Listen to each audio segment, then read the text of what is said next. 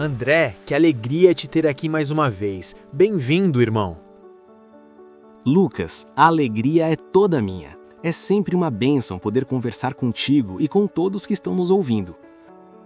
André, vamos começar nos colocando na presença do Senhor. Sim, Lucas, vamos orar. Pai Celestial, Tu és soberano sobre todas as coisas. O Deus que está presente em cada detalhe da história e em cada coração que busca a Ti. Reconhecemos que vivemos em meio a uma batalha espiritual real e intensa, onde as trevas tentam ofuscar a luz, mas a Tua verdade sempre prevalece, porque Tu és a luz do mundo, e a vitória já foi conquistada em Cristo. Pedimos, Senhor, proteção espiritual para cada pessoa que nos ouve agora. Guarda suas mentes e corações. Concede discernimento para compreenderem a Tua palavra, sabedoria para aplicá-la no dia a dia e a paz que excede todo entendimento. Intercede, Pai, por aqueles que estão enfrentando lutas difíceis, dúvidas que os inquietam, medos que tentam paralisá-los, pelas suas famílias que precisam de restauração e unidade, e pelos caminhos que ainda estão confusos diante deles. Abra os corações para receberem o que o Senhor quer falar hoje, através da vida de Estevão. Entregamos este tempo em Tuas mãos, para que seja para a Tua glória. Oramos em nome de Jesus. Amém. Amém. Que oração forte, André. E se você está sendo tocado por esses momentos de reflexão, não esqueça de se inscrever no canal, curtir este episódio e compartilhar com alguém que precisa ouvir esta mensagem hoje. Isso ajuda muito a palavra a alcançar mais corações. André, hoje queremos mergulhar na história de Estevão, esse homem extraordinário descrito em Atos 6 e 7. Ele é apresentado como alguém cheio de fé, de poder e, sobretudo, de perdão, mesmo diante da morte.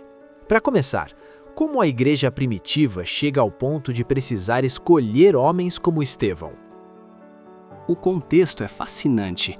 A igreja em Jerusalém estava crescendo de forma explosiva após Pentecostes. Milhares se convertiam, mas esse crescimento trouxe desafios práticos. Os apóstolos estavam sobrecarregados, precisavam se dedicar à oração e ao ministério da palavra, mas também havia uma necessidade social urgente, a distribuição diária de alimentos para as viúvas. Surgiu em conflito. As viúvas helenistas, judias de cultura grega, estavam sendo negligenciadas em relação às viúvas egreias. Não era má intenção, mas um problema logístico em meio ao crescimento rápido. Os apóstolos tomam uma decisão sábia. Não vão abandonar o cuidado prático, porque isso também é ministério, mas entendem que precisam de ajuda. Eles pedem à igreja que escolha 7 homens de boa reputação, cheios do Espírito Santo e de sabedoria. E entre esses 7, Estevão se destaca logo de cara. A Bíblia diz que ele era homem cheio de fé e do Espírito Santo. Ele não era apóstolo, não tinha um cargo de destaque, mas sua vida já transbordava equilíbrio, serviço prático, profundidade espiritual e coragem no testemunho. É impressionante como o serviço às viúvas, algo tão terreno, se torna o ponto de partida para um dos maiores testemunhos da igreja primitiva. Exatamente. Estevão não vê o serviço como algo menor. Ele cuida das viúvas com excelência, com humildade, com o mesmo espírito que operava nos apóstolos. Isso nos ensina que o reino de Deus não separa espiritual de prático. Cuidado necessitado é manifestação visível do amor de Deus. A igreja primitiva era sensível à dor, organizada e cheia do espírito. E Estevão representa isso perfeitamente. Mas a história não para no serviço social. Logo lemos que Estevão, cheio de graça e de poder, fazia prodígios e grandes sinais entre o povo. Ele não era apenas um administrador, era um homem em quem o poder de Deus se manifestava. E isso atrai oposição. Alguns membros da Sinagoga dos Libertos, de Cirene, Alexandria, Cilícia e Ásia, começam a disputar com ele e não conseguem resistir à sabedoria e ao espírito com que falava. E aí vem o ponto de virada, as falsas acusações. Sim, quando não conseguem vencer no debate, recorrem à mentira. Acusam Estevão de blasfêmia contra Moisés e contra Deus, subornam testemunhas falsas. Ele é arrastado ao sinédrio, E é aí que vemos uma das pregações mais extraordinárias de toda a Bíblia. Estevão não faz uma defesa pessoal, ele faz um panorama completo da história da salvação, mostrando que o padrão de Deus sempre foi o mesmo: chamar, prometer, preparar e exaltar, mesmo em meio à rejeição humana. Vamos caminhar por essa pregação, André, porque ela é rica demais. Vamos lá. Estevão começa com Abraão de forma proposital. Deus chama Abraão quando ele ainda estava em Ur dos Caldeus, antes mesmo de habitar em Harã. Ele ainda não era judeu, não existia Israel, não havia lei, não havia templo, nem qualquer estrutura religiosa. Abraão não era sacerdote, não era líder espiritual, não era fundador de um sistema religioso. Era apenas um homem comum vivendo em meio a uma cultura pagã.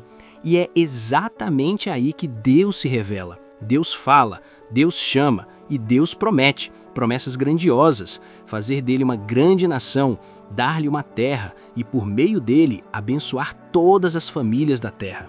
Mas há um detalhe que Estevão faz questão de destacar. Abraão não recebe nem mesmo um palmo dessa terra como herança enquanto vive. Ele caminha como peregrino, como um estrangeiro, sustentado apenas pela palavra de Deus. Abraão morre sem ver o cumprimento pleno da promessa. Ainda assim, ele permanece fiel. Por quê? Porque a fé de Abraão não estava nas circunstâncias, nem no que os olhos podiam enxergar, mas na fidelidade de Deus que prometeu. Estevão está ensinando algo profundo aos seus ouvintes. Deus não está preso a territórios, templos ou instituições. Ele age pela promessa, no tempo dele, e chama pessoas antes mesmo de elas entenderem completamente o plano. A história de Abraão prova que a obra de Deus sempre começou pela graça e pela promessa, não por méritos religiosos, não por tradição e muito menos por estruturas visíveis. Depois vem José, e Estevão é intencional ao trazê-lo à memória. José é amado pelo pai, separado desde cedo, portador de sonhos que não nasceram da vaidade, mas do propósito de Deus. Ainda assim, é rejeitado pelos próprios irmãos, não por inimigos, mas por aqueles que deveriam protegê-lo. O ciúme gera ódio, o ódio gera traição. José é vendido como escravo e levado para o Egito, longe da promessa, longe da família, longe de qualquer aparência de favor divino. Tudo parecia indicar fracasso, mas Estevão faz uma afirmação simples e profunda. Deus estava com José. Deus estava com ele na casa de Potifar, Deus estava com ele na injustiça, Deus estava com ele na prisão, Deus estava com ele no esquecimento. Nenhuma rejeição humana foi capaz de anular o plano divino. No tempo determinado por Deus, José é tirado da prisão e elevado à posição de governo. O escravo se torna governador, o rejeitado se torna libertador. Aquele que foi humilhado se torna um instrumento escolhido para preservar vidas, inclusive a vida da mesma família que o rejeitou. Os irmãos se curvam diante dele sem perceber que estão diante daquele que tentaram destruir. Estevão não está apenas contando uma história, ele está revelando um padrão. O libertador enviado por Deus é primeiro rejeitado. A salvação vem justamente por meio daquele que foi desprezado. José salva Israel indo à frente, passando pelo sofrimento, pela rejeição e pela exaltação. E o paralelo é inevitável. Assim como José, Jesus foi amado pelo Pai, rejeitado pelos seus, entregue por inveja, humilhado injustamente e exaltado por Deus. O mesmo povo que rejeitou foi o povo que precisou ser salvo. O rejeitado pelos homens se tornou o Salvador levantado por Deus. A mensagem de Estevão é clara e desconfortável. Deus sempre levantou libertadores que o povo primeiro rejeitou. E a pergunta que fica ecoando é simples: será que, mais uma vez, vocês não estão rejeitando aquele que Deus enviou? E Moisés segue exatamente o mesmo padrão. Perfeito, Lucas. E então Estevão chega a Moisés, talvez o ponto mais sensível para seus acusadores. Nada aqui é acidental. Ele já passou por Abraão, mostrando que Deus age antes da lei e do templo. Passou por José, mostrando que o libertador de Deus sempre é rejeitado antes de ser exaltado. Agora ele vai direto ao coração da confiança religiosa deles. Moisés também enfrenta a rejeição em duas fases claras. Na primeira, aos 40 anos, ele sabe que há um chamado. Estevão diz que Moisés imaginava que seus irmãos entenderiam que Deus lhes daria a libertação por sua mão. Ou seja, Moisés não age por impulso cego, ele age consciente de um propósito. Ao defender um hebreu e matar um egípcio, ele tenta antecipar o plano. Mas quando tenta reconciliar dois hebreus, a resposta revela o problema. Quem te constituiu governante e juiz sobre nós? Essa pergunta ecoa como uma acusação que atravessa gerações. Moisés não é rejeitado pelos egípcios, mas pelo próprio povo de Deus. O libertador é recusado por aqueles que mais precisavam dele. E Moisés precisa fugir. Vai para o deserto de Midian, longe do poder, longe do palácio, longe da identidade que construiu. 40 anos pastoreando ovelhas. Silêncio, anonimato, quebra do orgulho. Tudo parece indicar que o chamado morreu. Mas Estevão sabe exatamente o que está fazendo. Ele mostra que o deserto não foi castigo, foi preparação. Deus encontra Moisés não no Egito, nem no templo, mas numa sarça ardente no meio do deserto. Mais uma vez, Deus se revela fora das estruturas que eles tanto defendem. E ali, Deus envia Moisés de volta, não como príncipe, mas como servo. O mesmo Moisés que foi rejeitado na primeira vez, agora retorna como libertador e legislador. Estevão é direto. A este Moisés, a quem negaram, dizendo: quem te constituiu governante e juiz? Deus o enviou como governante e libertador. A espada corta a fundo. O argumento é irrefutável. O padrão se repete. O enviado de Deus é primeiro rejeitado, depois confirmado pelo próprio Deus. E é aqui que a pregação de Estevão se torna uma lâmina afiada. Abraão prova que Deus age antes da religião. José prova que o rejeitado se torna salvador. Moisés prova que o povo de Deus tem histórico de rejeitar os libertadores que o próprio Deus envia. Estevão não levanta a voz, não insulta, não acusa diretamente. Ele apenas apresenta a história. E a história acusa. O que ele está dizendo, sem dizer explicitamente, é devastador. Vocês se orgulham de Moisés, mas agem exatamente como aqueles que o rejeitaram. Vocês dizem defender a lei, mas resistem ao Espírito que falou por meio dela. E, mais uma vez, rejeitaram o libertador que Deus enviou. Cada nome citado é um golpe, cada exemplo é um espelho. E quando Estevão termina, não resta defesa, apenas consciência ferida e orgulho exposto. E Estevão conecta tudo isso diretamente a Jesus. Esse é o clímax. Ele mostra que o padrão se repete em Jesus. O justo, o santo, é rejeitado pelos líderes do povo. Entregue por inveja, escarnecido, condenado injustamente, morto na cruz. Mas Deus o ressuscita e o exalta à sua direita. Jesus é o cumprimento de todas as promessas feitas a Abraão, a José, a Moisés. E os líderes que agora acusam Estevão estão fazendo exatamente o que seus pais fizeram, resistindo ao Espírito Santo, rejeitando os profetas, rejeitando o justo. Estevão termina com uma denúncia corajosa.